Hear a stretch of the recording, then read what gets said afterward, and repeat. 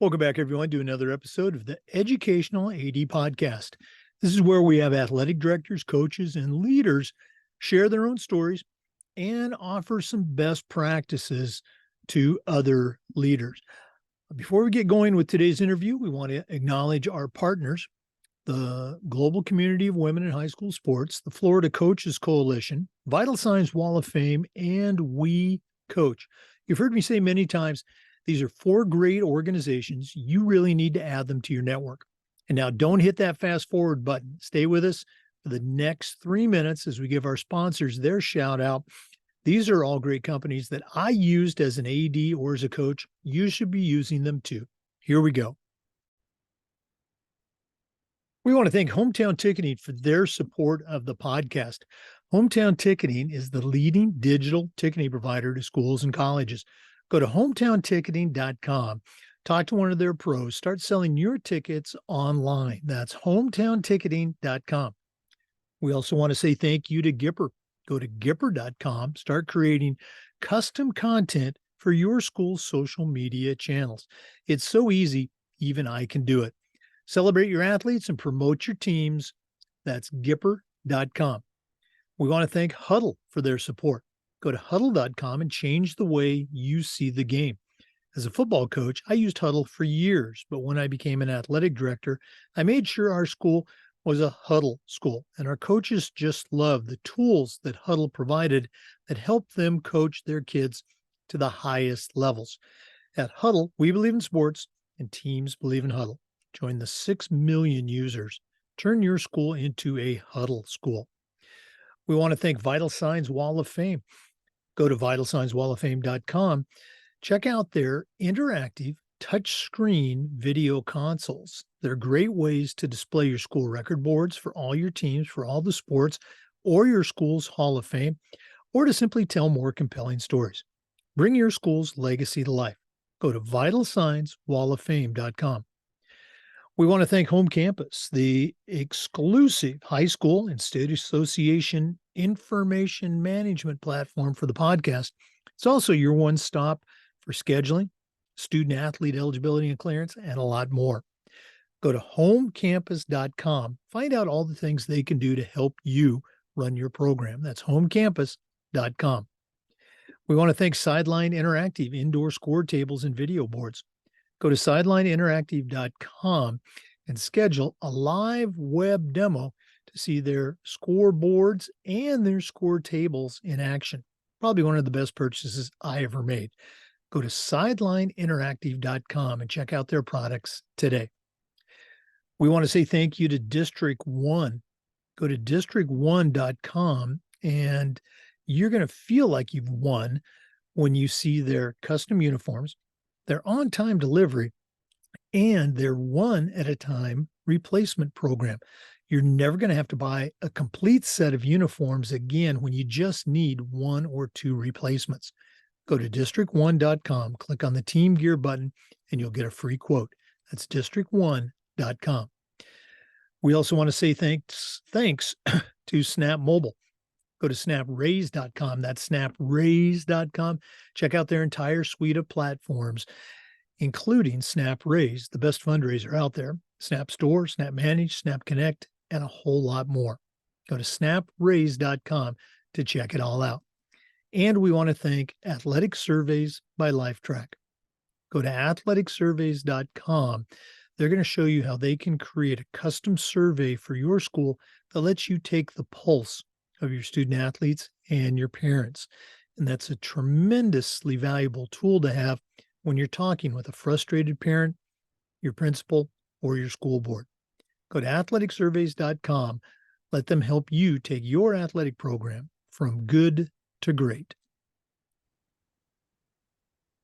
Welcome back, everyone, to another episode of the Educational AD Podcast. We have truly got a cool guest today. We're going to be visiting with Asia Mape. If that name is not familiar with you, shame on you. Asia, among other things, was a Division I basketball player, but she also very active in sports media. She's a 4-time Emmy winning sports journalist. She's worked with, I'm just going to run down part of the list: ESPN, Fox, TNT, the NFL Network. She's covered 5 Olympics, okay, a couple of Super Bowls, and a lot more. But we have her on today to talk about the organization that she founded several years ago. I love to watch you play. She's going to tell us a little bit about the origin behind that and some of the things that they're doing. But Asia Mape, welcome to the Educational AD Podcast. Hello, I am so happy to be here. Thank you for having me. Well, as I mentioned before you and I started recording, I came across the website. I think it was through one of your recent tweets, and we're going to talk about that tweet later on. But thank you so much for spending time with us. For our listeners, we're recording this on July 24th, so it's going to be very timely when you're listening to it. But let's go and jump right in.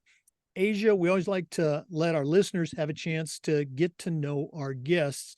So give us that quick bio, where you were born, where you grew up.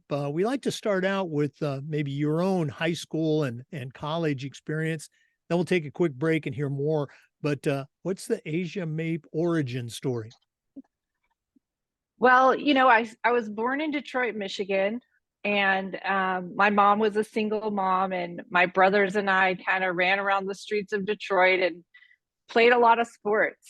And we didn't have the greatest sort of home life at that point, and so I think I kind of used sports to escape and to kind of just, I don't know, I felt good. I was pretty good at them, and so the more I played, the better I got, and it built a lot of confidence for me. It was a good distraction, and eventually I got a lot of opportunities from playing sports.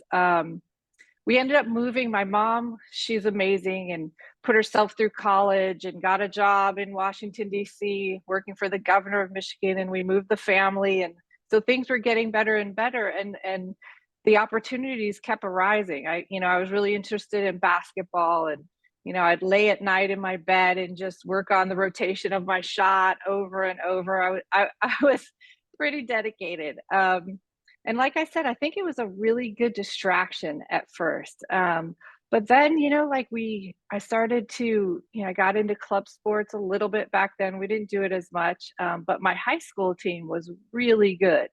And we won a state championship in Annandale, Virginia, 1988, Annandale High School. And then, I had a lot of offers from colleges and ended up, I wasn't going to play. I was just going to go into journalism, but decided last minute to go to Coastal Carolina and play basketball. And it was great. Eventually, I ended up stopping basketball and transferring to Michigan, where I, got a degree in communications.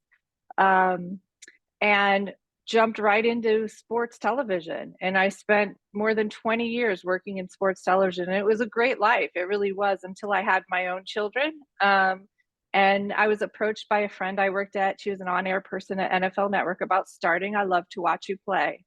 And at that time, I had 3 kids in sports, and it was pretty crazy. And we were trying to sort through it. And we decided, let's do some content. Let's help parents with all these different challenges they face. And at the time, I thought, well, I've had all this experience, and I've worked in sports, and I've seen the best, and I've been around sports my whole life. My bridesmaids were all my fellow teammates. I mean, sports have touched every aspect of my life. But I'll tell you what, Jake, I thought I would be great, and I thought I would be helping other parents with the website, and I've helped myself just as much. Yeah, and we're going to go into I love to watch you play later on. It's going to be the biggest part of this interview, but let's go back a little bit to those days. As a high school athlete, you mentioned you got involved a little bit with club, but did you do other sports, or were you just focused on basketball? During your high school years. Well, growing up, I played everything. I mean, back then, we were running around in the streets. We would play baseball. We would play. I mean, you just move your body. We're moving our bodies in a million different directions at the park, in the streets with our friends. Organized wise, I played softball a little bit when I was in youth sports, but maybe just a year or two. And then when I was in high school, a bunch of friends wanted to go out for the softball team, and I thought, well, I'll just do it to be with my friends. and end up making varsity, and they were all on JV. And, I was started as first base, and the coach would make me come out there early and work on my hitting because I really didn't have much practice. I think I was just sort of naturally athletic. Um, and then my sophomore year of high school, I was going to play again. And I'm telling you, I'm not proud of this, but I would see all my friends driving past, going to the lake after school, doing I was like, I'm done. Like, softball, springtime, it was nice out. And so I stopped softball and just focused on basketball at that point.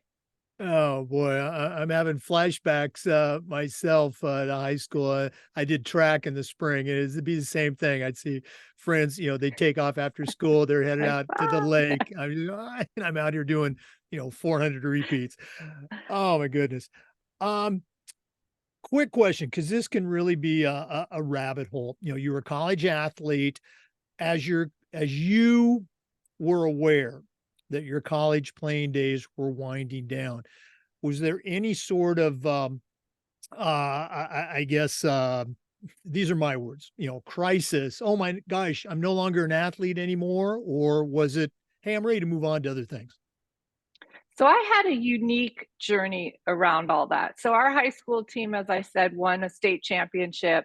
And back then, you really were recruited through high school. And so, we got a lot of attention, and I got a lot of letters from big programs. At that point, there was no WNBA. And I'm not saying I would have made it in the WNBA by any means, but like there wasn't a lot of like, where are we going to go with this? And I was really focused on journalism, and I got into Boston University, and I thought, done, I'm in, I'm ready to go. And I had two brothers in college at that point getting a ton of financial aid, and I just didn't really get any. And I come to find out, I guess Boston University doesn't have a huge alumni association that endows it very well. And so I was like, oh my gosh. And I called my coach. I was in California visiting my dad, and I was like, who still wants me for basketball? So it was sort of like, it wasn't in my heart in the very beginning. So it was like two teams had scholarships. I was also sort of like, and I'm only going to play Division 1. Like, looking back now, I laugh, and I would never tell anyone else that, but that was how it was in my mind. And so there were two schools like Towson State or University of Maryland, Baltimore County or something, and Coastal Carolina. And I was like, well, it's on the beach. Let's do it. And I guess what I'm saying is my heart wasn't really into it, but here's the twist on this story. I played a year. The coach was really hardcore. Like, anyone you were friends with, she'd split you up on the bus. Like, it was just like anywhere you could kind of find joy, she was like kind of taking it away. And so I didn't love it, and I decided I was done, but I missed it so much. And I transferred to the University of Michigan, and I would play basketball in the little rec center there with all the girls on the team. And I was like, I can hang with them. And I went to the coach's office. I was going to rejoin. It was the first time I'd never not been on a team, and it was hard, and I didn't like it. And I waited and I waited. The coach was out at a lunch. He never came back, and I took it as a sign that it wasn't meant to be. And, I really regret it these days. So looking back at the time, I thought, okay, well, it's not meant to be. But you only have a short amount of time in your life to compete at that level, to have those kinds of experiences. And so looking back, I really do regret that I didn't play all 4 years somewhere. Oh gosh, I hope I don't, I'm not the cause of bringing up those bad memories, but No, it's not a yeah, bad memory. yeah. Um, for our listeners, our guest today is Asia Mape.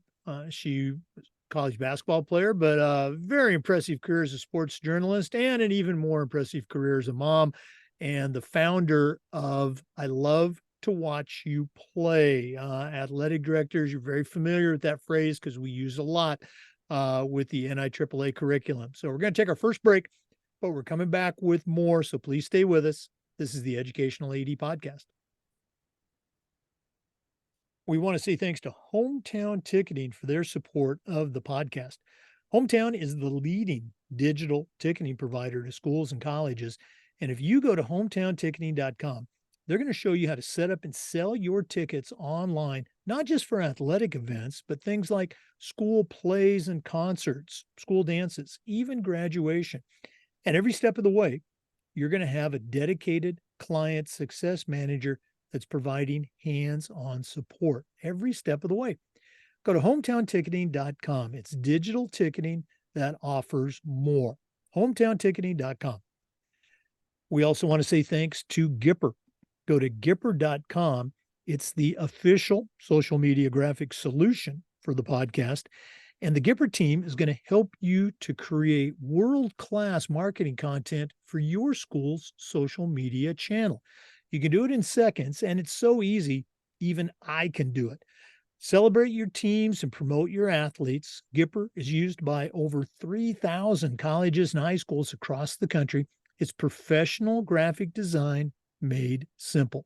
Go to Gipper.com. Tell them you heard about it on the podcast.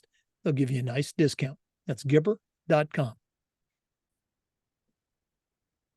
Welcome back, everyone, to the Educational AD Podcast. Our guest again is Asia Mape, college basketball player, professional journalist, and the founder of I Love to Watch You Play.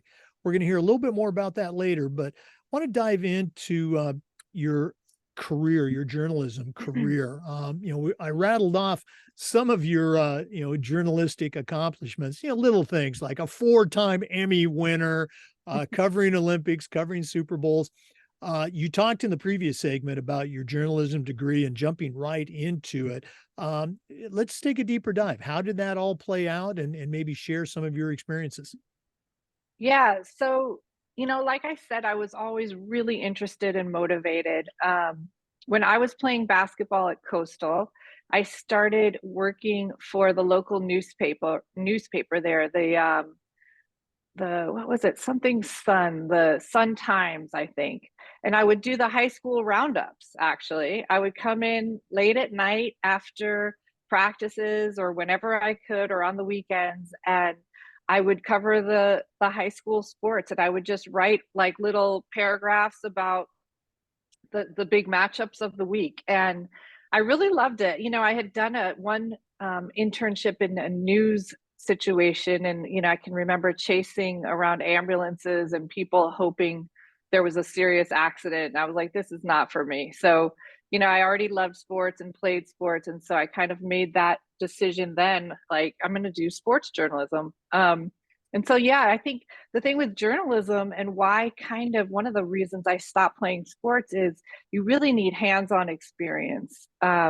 It's not a kind of job like a lawyer or a doctor or an accountant where you kind of go through your school and then you get your job. You really need practice and connections. And so I really got focused on that, and transferred to the University of Michigan and worked also for their media services, not in sports, but just in media services. So I was always kind of dipping my toe into it, trying to make those connections and trying to learn. And then actually, when I graduated, the day I graduated from Michigan, I drove out to California. I had spent my summers here because my dad lived in California, and quickly realized that Michigan doesn't mean nearly as much when you're in Southern California. It's all about USC and UCLA, and had no ins anywhere. And, just spent a lot of time trying to get my foot in the door. And finally, I got my big break at Fox Sports Net, which at the time was Prime Sports.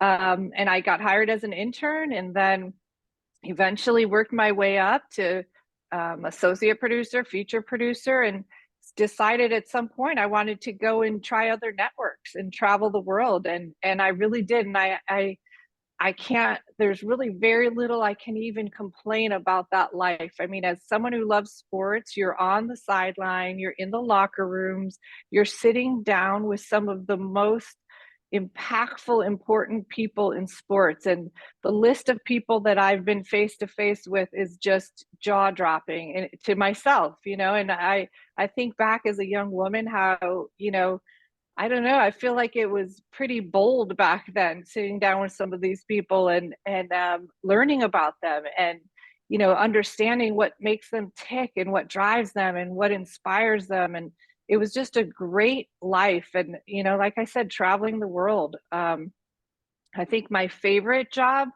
was probably working NBA sidelines for TNT. That I love that organization. I would get to deal with Charles and the crew, and via remote, because I was always at a game. But it was incredible. That's one of like a million interesting, incredible things I was able to do. And I feel so fortunate and so full of gratitude for that time period. Well, you went ahead and opened the door there. I was going to ask you, I wasn't going to say, who was your top 3 interviews or something like that, but you mentioned, working with some people. So if you don't mind, share a couple more stories that really stick out for you looking back. So many. One that is probably the most funny story would be at Mike Tyson's house right before a fight.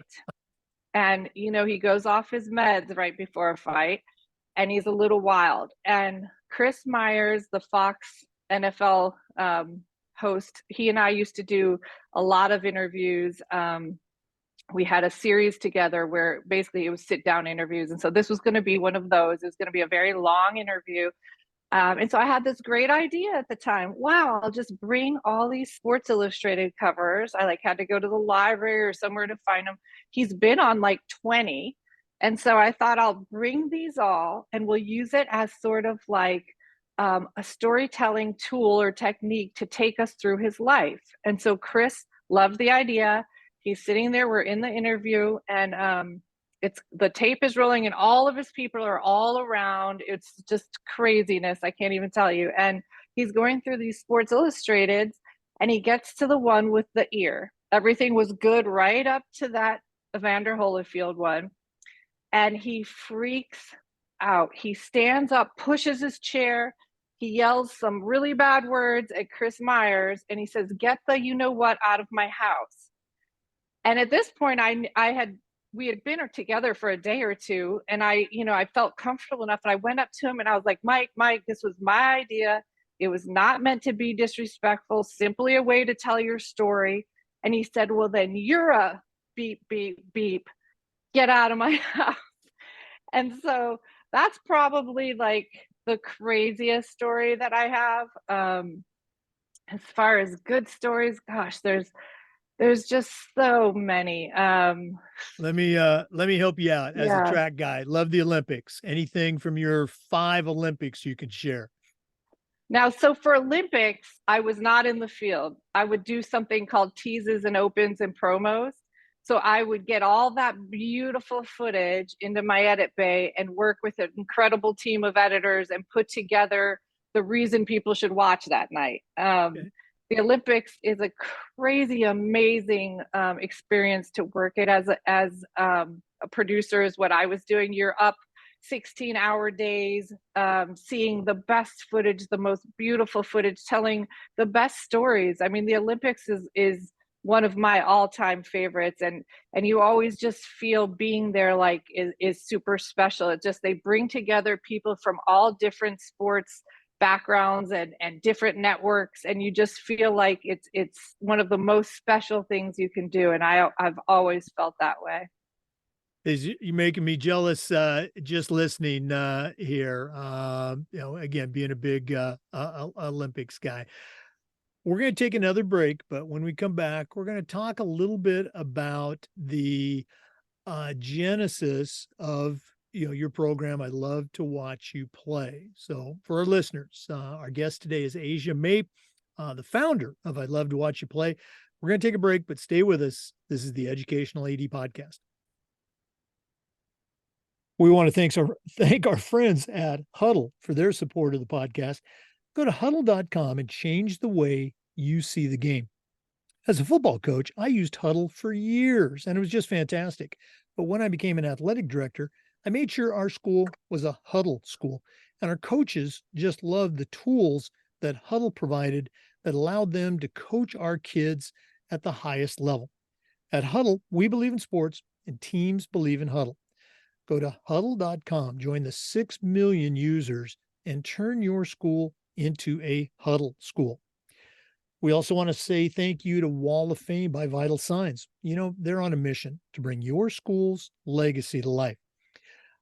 Huddle will provide you with one of their interactive touchscreen video consoles. It's a great way to display your school record boards or your school's Hall of Fame, or simply tell more compelling stories that's going to help showcase your school's diverse history and your proudest moments. Go to vitalsignswalloffame.com. And we want to thank Home Campus. Go to homecampus.com. They are the exclusive high school, state association information, and student athlete clearance platform of the podcast. It's also your one-stop platform for scheduling, eligibility, and a whole lot more. Go to homecampus.com.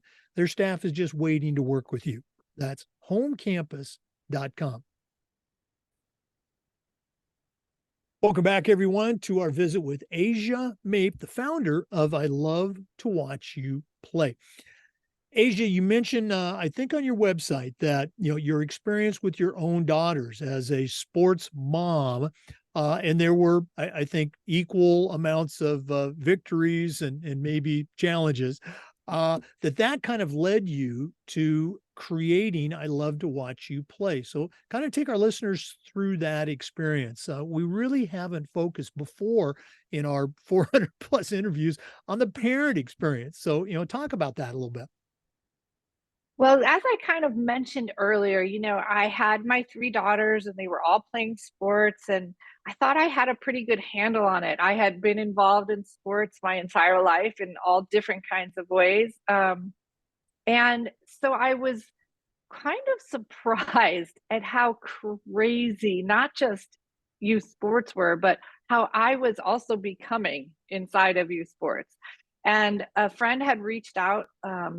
She was on air, I think I was telling you earlier as well, from NFL Network, and she said, "Let's do something around this."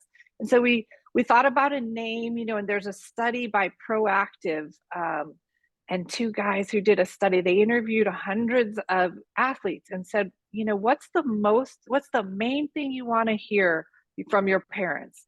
And it was always, "I love to watch you play." It was that simple. And we thought, that's going to be the name. That's what we're all about. And look, we started it. And to be honest, I thought I had a lot of great insight and information from all my years in sports, and I would be able to help parents more on the success side, because our slogan is, helping parents raise happy, healthy, and successful athletes. The healthy side and the successful side. So I'm all about sleep and taking care of your body and, mental ways to perform or whatever. But really what I kind of came to find out the hard way was that there's so much work to be done on this other side, that happy side, because really parents, I think, are the main drivers of creating. Of course, there's the money and the clubs and the this and the that, but I talk to parents, so I focus on what we can do. And I think we are a big contributor to the reason there are so many kids quitting, that the craziness has got out of hand, that we're spending thousands and thousands of dollars, that like we've kind of lost our way. And I love talking to parents because I really feel for them. I am one. I've been through there. I've walked in those shoes. I've made so many bad decisions.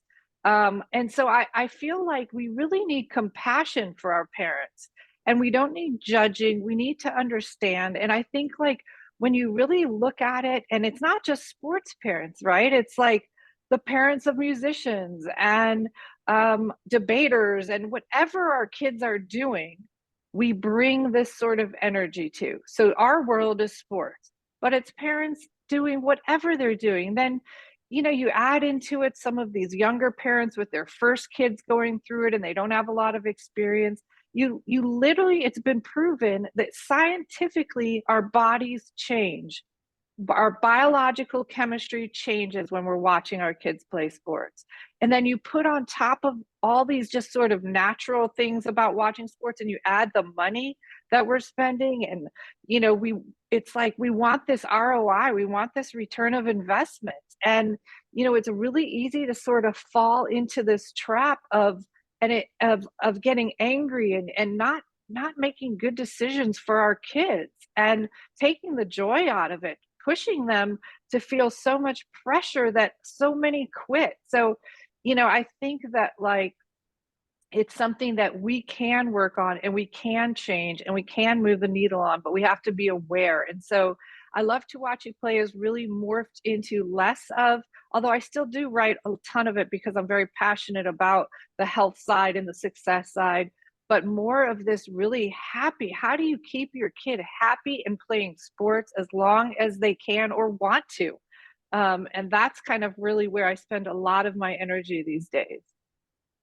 Yeah, well, again, full disclosure, as someone who spent 41 years as a teacher, a coach, and athletic director, our three kids, who are now all adults, they all did sports, and I think they had a great time. But looking back, I know that I was not the best sports dad to them that I could have been, and I coached all three of them at various points in their career. So again, I think we all know what a good sports parent should be. Sometimes it's tough to do that. And, you've been very candid in some of your posts about, I'll say maybe some of your missteps in that parent role.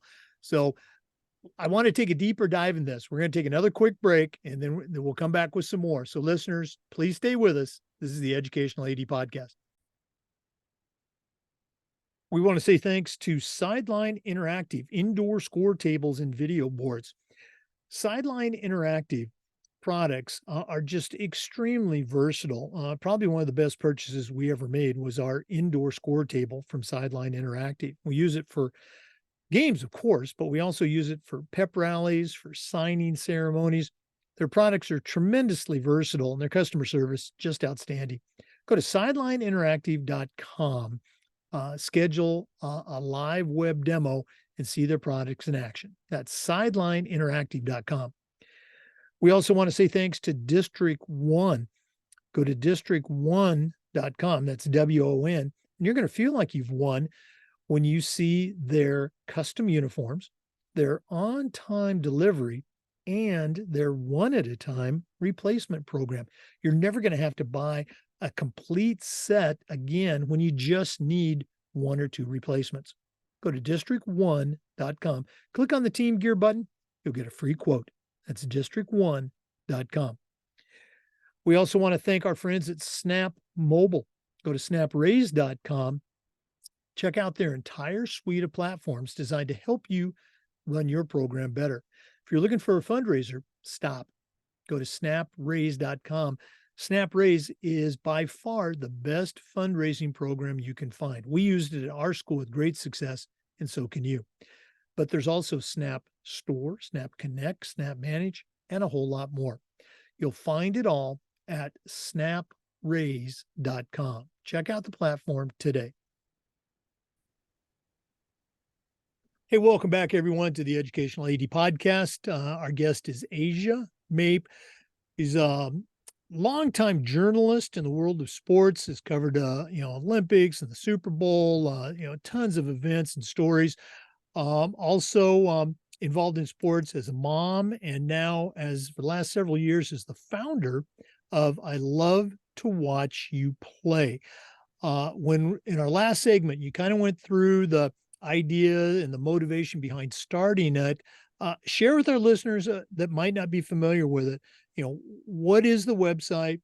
What are some of the resources? And I'll be that, grumpy old athletic director in Florida. Why should they care?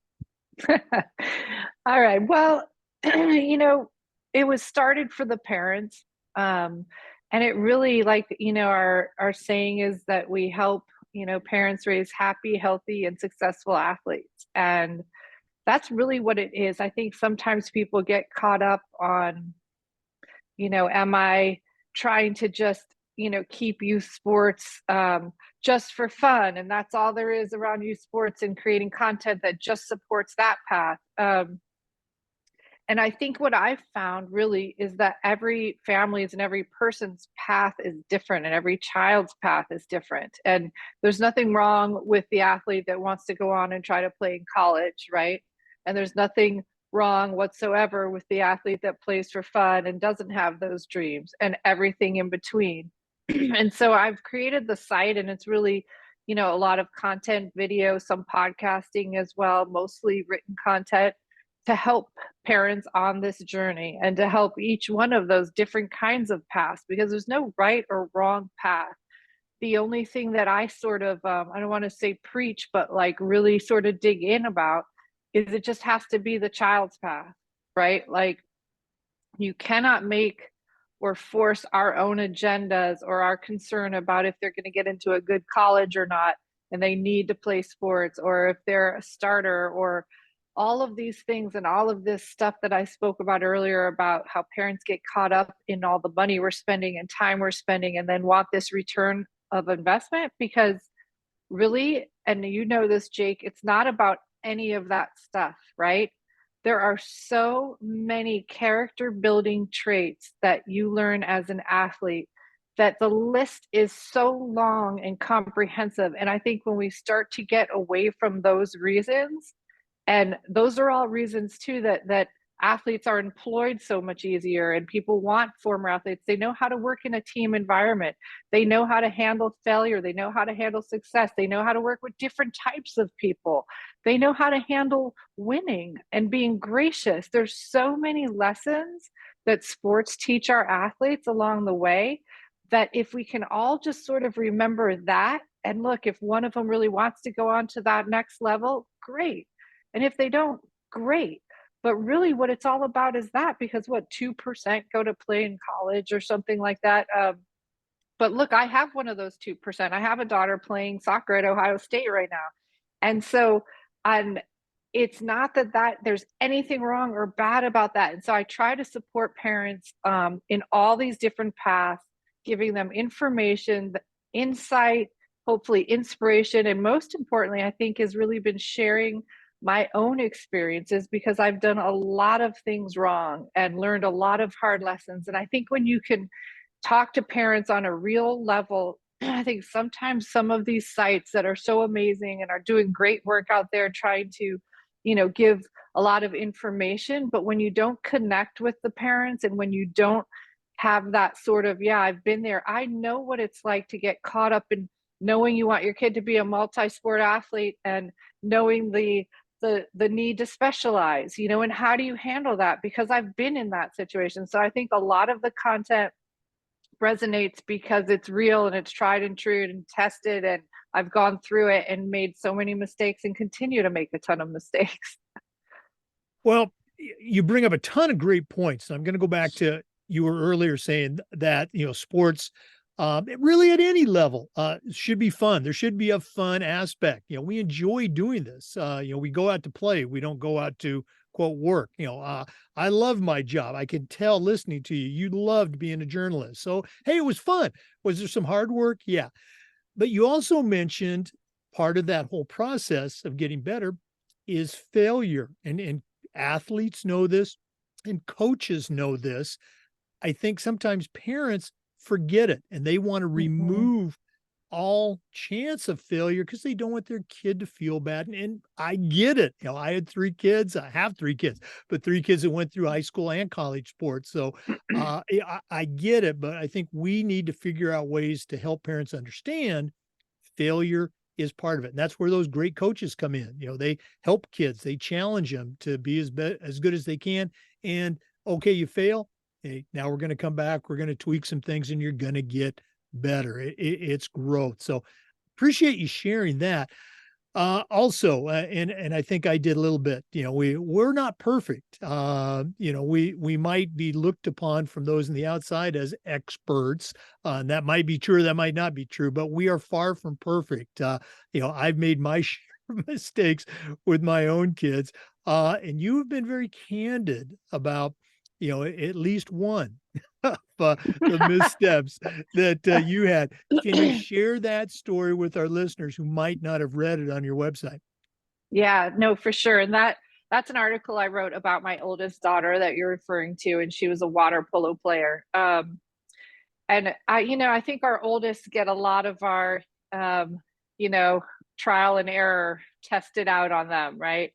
And I was already doing the site through a lot of that, which is a little bit maybe surprising for some people, but you really get caught up in you can kind of convince yourself of reasons why you're pushing and reasons why you're doing things that may not be in the best for the child. And we definitely found that with Piper, and I think this is what happens with a lot of parents. She was really good at water polo, and we put in a lot of time, a lot of money, a lot of investment.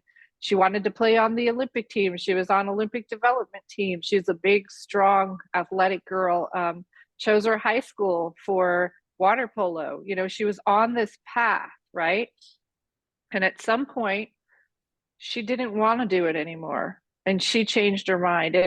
And I tell, it's this fine line, and I think I talk to a lot of parents about this, is there are points when kids don't want to do things, right? And they need a break, or they just need a little time off. And it's really kind of walking this fine line of figuring out, how hard you push when they're in those moments when it's not really about giving up their sport, but they just see their friends going to the lake like you and I did, but it's, and even that sometimes has to be, allowed for and led by the kid. But it's like this delicate balance of supporting them, but allowing them to make their own choices, but also keeping them going, with social media and so much technology these days and gaming, especially for boys.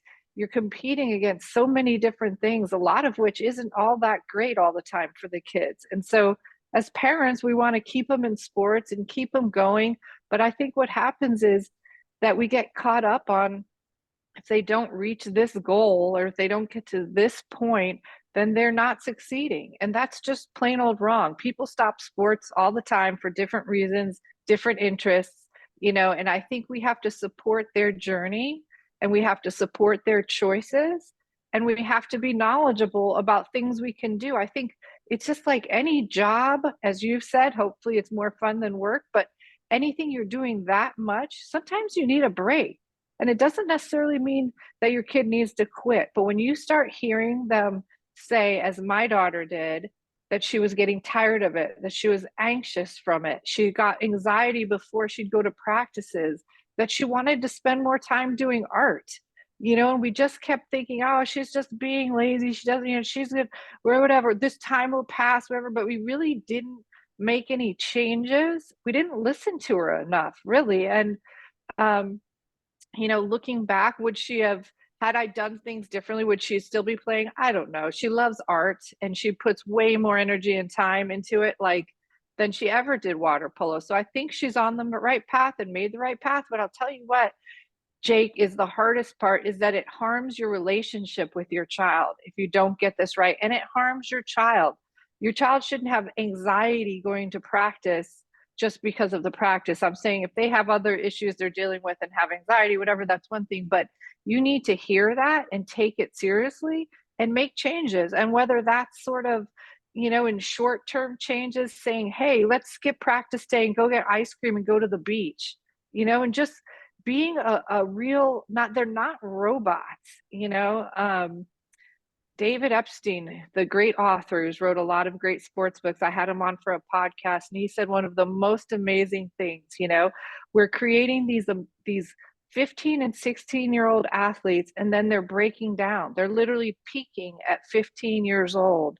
And then their bodies break down, and mentally they're breaking down. And I'm sure you and a lot of the ADs around have seen this happen, where the kids mentally can't take it. The pressure on them between their parents, which is a lot of it, their coaches, their schoolwork, everything, it's just getting to be too much. And so, the site has really become, a way to advocate for kids through their parents, which is, let's ease back. Let's look at the long-term goals and picture here, because we get caught up in that little middle of the road, like, what's happening right now? He's not playing well. Oh my God, let's get him to a trainer. Let's do this. Let's do this. It's a very long journey. And when you get caught up on those little things and are pressing on every little problem and issue, it's just going to lead to burnout or bodies breaking down. I mean, it's unprecedented, the amount of injuries in youth sports right now. And these are long-term issues for a lot of these kids. Some of them will have these issues, the problems for the rest of their lives. Like, it's serious, the amount of work these kids are being asked to perform. It's this sort of professionalization of youth sports. And, they're not mini Olympians, they're kids. And so when, especially under 13, that has to be the focus, is fun.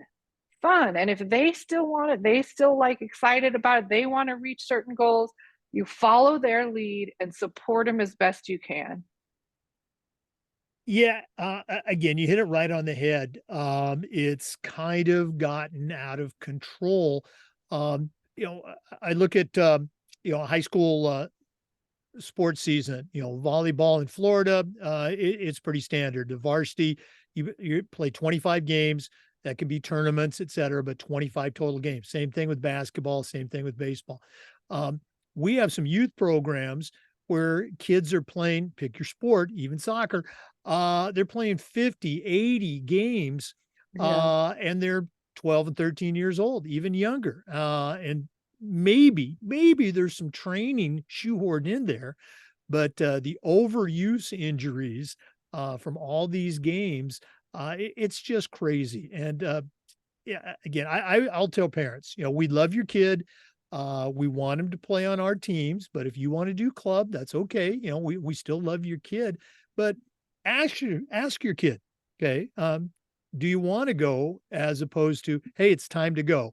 Mm-hmm. And if they're saying, yeah, let's go, then no problem. But if there's any sort of hesitation, maybe they should be looking at something else. I don't want this to be about me, but I've had many student athletes over my career, probably the last 10 or 12 years, because that's when club was really going, that, they were year-round soccer, they were year-round volleyball, whatever they were year-round. And maybe their junior or senior year, sometimes their senior year, they would try basketball, or they would try Mm-hmm. soccer, or in many cases they'd come out, because they had me as a weightlifting coach, they'd come out for track.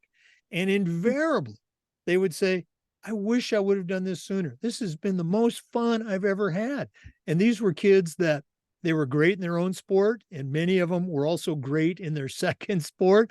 And sometimes they weren't, but they just had fun. They got a break Yeah. from their grind, and they made some new friends. And I just ran into a girl a couple months ago at a conference. She's an elementary school teacher now, but she was an elite volleyball player. She goes, Coach Fonchier. And we started talking. She goes, the best time I ever had was that year I ran track for you. I just, so you want kids to look back, as you've said, on their youth experiences, high school experience, with fondness, not regret. Mm-hmm, mm-hmm. And I don't know if I said this enough, but I think that it's important for people that are ADs and coaches and then parents to like understand that we all want the same thing. We all want, or we should, that for our kids to get the most out of sports and to be happy and to be healthy.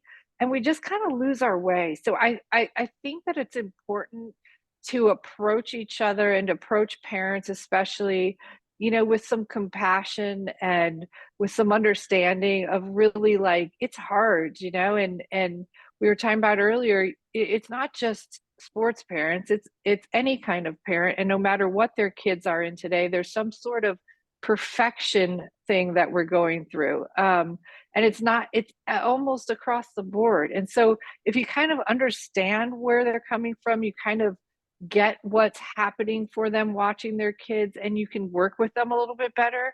Because I don't think like getting upset and judging, and I'm not talking about the parents that are like causing fistfights and bringing guns and stuff, but just your average sort of amount of crazy parent is usually coming from a place of love and wanting the best for their kids, and I think if we try to remember that and work with them, um, and teach them, they need to be educated, they need all this information that's floating around that you and I and everyone listening to this podcast knows, and they need it to be turned into knowledge instead of information that is sort of separate from them. They need to understand it in their hearts and their souls and live from it, and live from a place of making these decisions that are good for their kid, and not about all this other stuff that get caught up in the way. Yeah, I'm going to steal that phrase that you just used. We are talking, you and I and others, we're talking to that average crazy parent. That's a great term. Sorry. And again, looking at your website, which is just fantastic. We're going to talk about that in a second. You are very much a proponent of youth sports experience. And it says right on your website, we're here to help parents regain balance and sanity and help restore the joy, accomplishment, and core values derived from sports. Great, great stuff. So let's go and talk about the website and what our parents or ADs that might be listening, what are they going to find there? Yeah, well, a lot of articles on every different subject. And if you search in that search bar something that you're struggling with or want information on, out should pop up several articles on that area. And it can be anything really. There'll be podcasts, some videos. One video that we've done is used now for the U.S. Tennis Association and USA Volleyball to train their parents, and all their coaches have to watch it. And that's a really impactful video where we interviewed a lot of kids about the experience of their parents watching them play. And I don't know too many people who watch that and aren't like deeply affected, and at least the needle moves a little bit when they watch that video. So that one I would particularly point out, and then I'm starting up some education classes and some Zooms where we're going to be talking about a lot of the things that I go into on the website. And I'm kind of just getting that program rolled out. And I know one area that all the posts that go up about recruiting seem to be a really hot topic. And I think that it's a stress point, it's a pain point for parents of how to handle that. And of course, that's not for everyone that's visiting the site, but for those parents and families that are going through that, we're going to have a talk coming up here. Well, I don't know when this is going to air, but we're going to have a talk coming up soon about what's next. Like, you've passed that deadline, you're a sophomore or junior, and now colleges can reach out, but you're not hearing from anybody. So I'm going to get a good panel together with some coaches and recruiting people, but things like that, I'm going to be offering a lot more.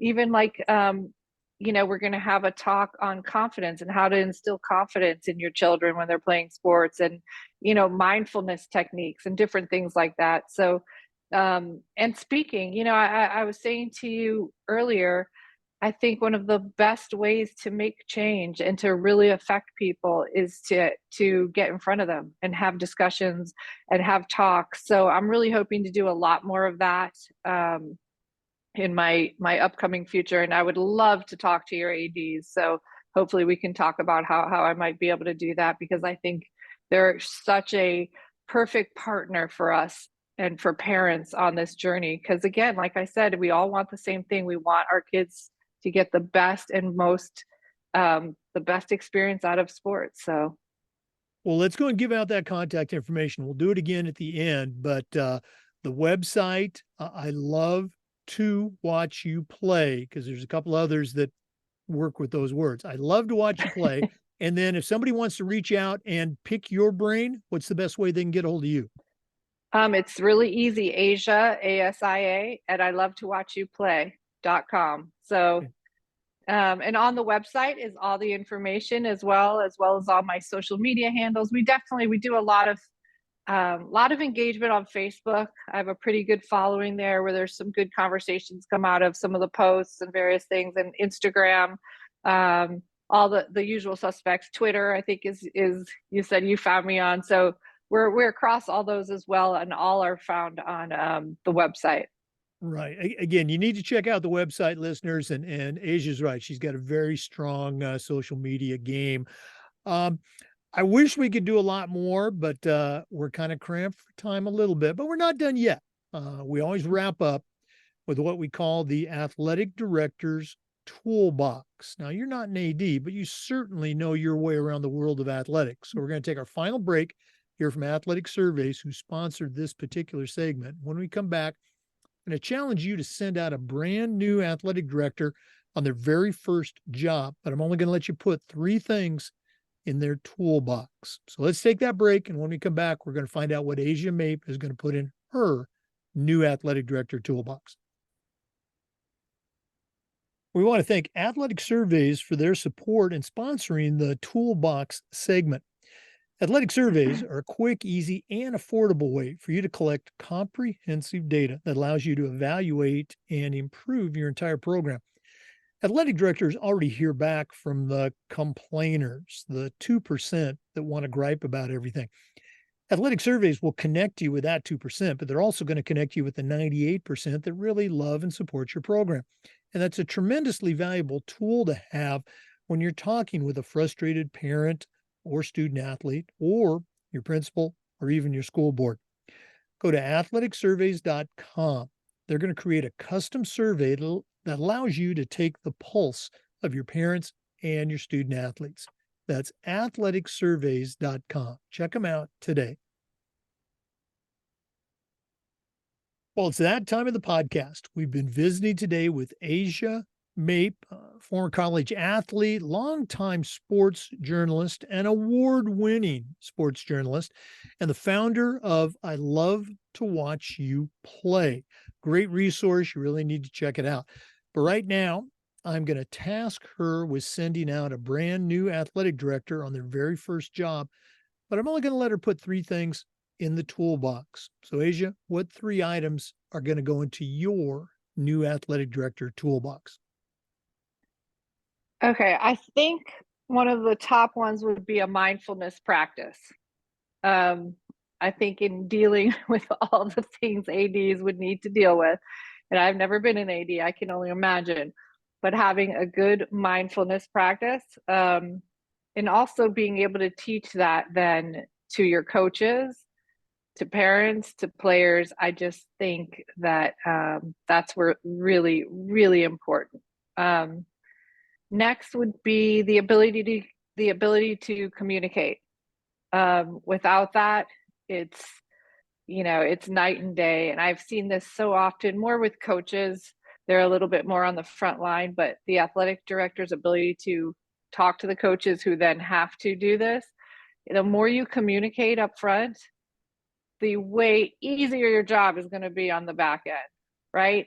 Everything from, and not to fear us parents, you got to communicate with us too, because the more you communicate up front, the better off everyone will be. It takes a little time, it takes a little practice. Not a lot of people are comfortable, or a lot of people just don't like dealing with parents. But I think it's really important to get comfortable with that, because it will make a huge difference. And third would either be an Audible or an Amazon subscription, because learning knowledge. I mean, so many books out there, right? To read. David Epstein, as I mentioned, Brene Brown, like just so much good insight and information. Carol Dweck, like all these things about growth mindset and all the things that could help you do your job better, and to share that kind of information with your coaches would be amazing. And then finally, if I could get a fourth, it would be, the link to my website. I do think that a lot of what we have on there will give ADs and coaches not just help in their jobs, but help in understanding where the parents are coming from. And so again, to my point about sort of being able to communicate with parents, and you're at a school, or ADs are usually at schools. A lot of club directors are on the site and everything, and in those cases it's more direct. But we are your clients, and in a certain way we are your clients as well, right? You might not be at private schools, but if you're thinking about serving, the kids are sort of who gets the service, but it's really the parents, especially in club situations, who are deciding, if they want to continue with it. So, dealing with us and communicating with us, and, going on this journey with us hand in hand is really important. So I think if you're on the site, you'll get a good glimpse of what it's like to be a sports parent, and how to better do all of that with us. You probably saw me scribbling down those tools. Great suggestions. I love the Audible book thing. We always talk about reading and be a lifelong learner, but you might be the first one to mention the audio That's books. because that's how I walk my dogs. I have to kill 2 birds with this one stone, and I listen to my books. So that's how I do it. Or driving places. Yeah. Yeah, we get a lot of our listeners say they listen to it, listen to the podcasts, on their headphones or that sort of thing. Asia, this has just been great. And again, I wish we had a lot more time. Um, Once again, if the listeners want to find out more, what's the website and how do they reach out to connect with you? So it's I love to watch you play, all written out, fullwords.com. And all the social media handles are on there. And then directly, anybody can email me at Asia at I love to watch you play.com. Well, thank you so much for spending time with us today. I'm going to figure out a way to get you back on the podcast because I think you're just a tremendous resource. To our listeners, we appreciate you listening as well. You know that we upload the Zoom recordings to the Educational AD Podcast YouTube channel. Come back next time for another great interview and just about every day for new content on the Educational AD Podcast. We'll see you next time.